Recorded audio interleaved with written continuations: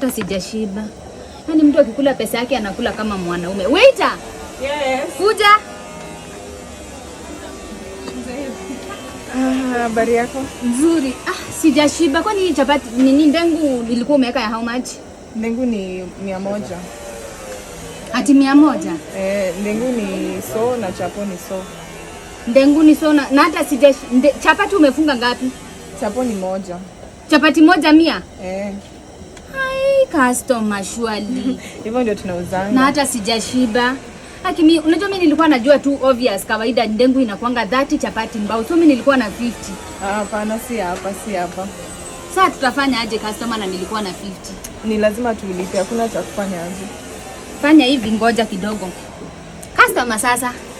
Poa sana. Ona hii chakula nimekula tu ya 50. Yes. Unaweza chukua ingine na so. At least tu niokolee. Tafadhali customer. Madam, unasumbua customer wangu, nilipe uende. Sasa unajua chapati kawaida tu ya chapati customer. Hapana, nilipe uende ama nite bouncer. Ngoja customer, ngoja kidogo customer. Ona, nilikuwa nimenunua hii chakula, mimi najua ni 30 bob. Nilikuwa na 50. Si wacha so ulikuwa umenunua?